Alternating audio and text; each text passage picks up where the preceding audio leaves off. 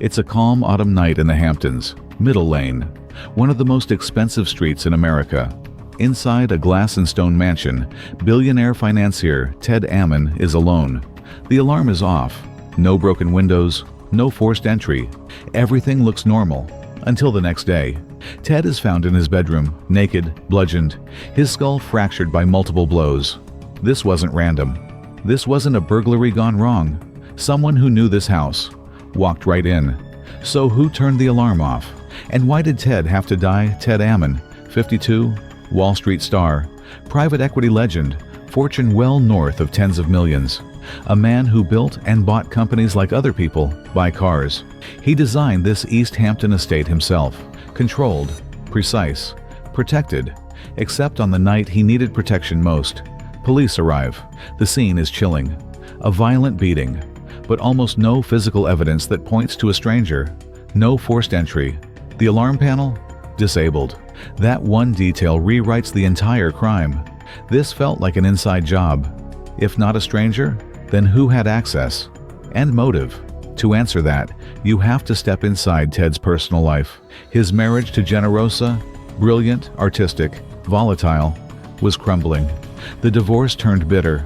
She wanted half. She accused him of hiding assets. He pushed back, cut support, and forced valuations down. In court, they fought over money, properties, and, most of all, their twins, Greg and Alexa, adopted from Ukraine. Friends say Generosa could be explosive, suspicious, jealous.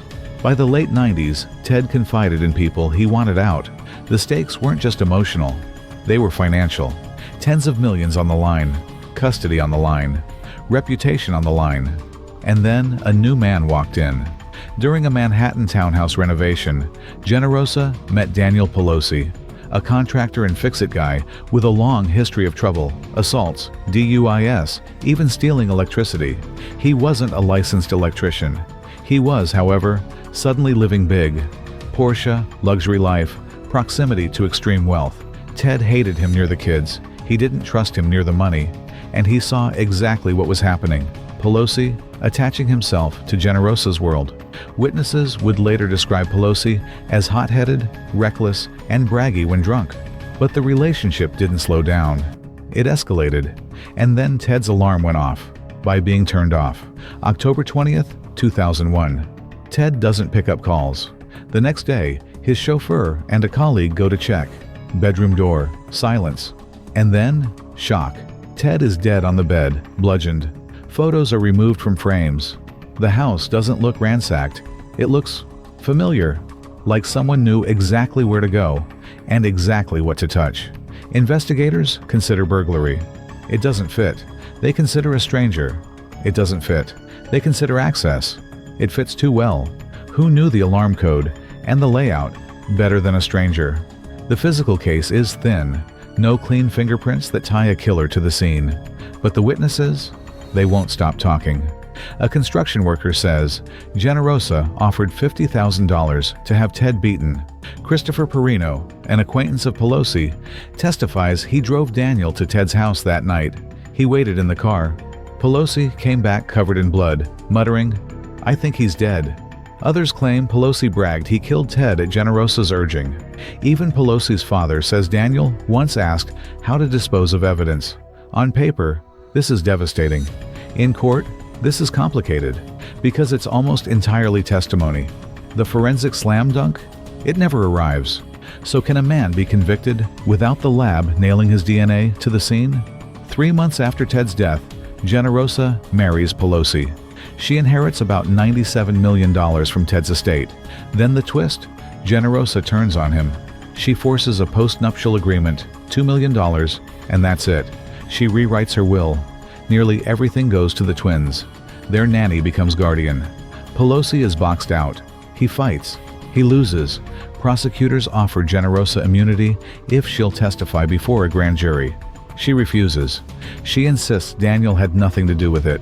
Then another twist. Cancer. Generosa dies in 2003, 2 years after Ted. She's never charged. With the most controversial figure gone, who pays for the bedroom blood? 2004 to 2005. Daniel Pelosi goes on trial. He admits he was at the house that night.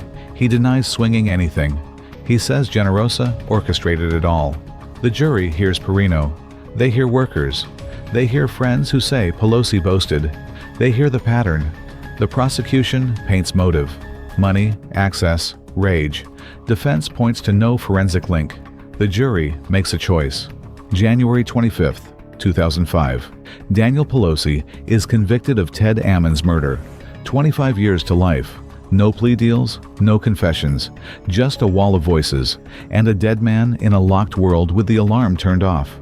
Custody of the twins goes to Ted's sister, Sandra Williams. Years later, as young adults, Greg and Alexa create a documentary, 59 Middle Lane. They go back to Ukraine. They walk through the memories. They try to make sense of parents they loved in completely different ways. A father remembered as gentle and generous. A mother remembered as brilliant, charismatic, and, when Daniel arrived, dangerously chaotic. There's no victory here, only a verdict. What do you think? Testimonial justice? Your reasonable doubt? Tell us below.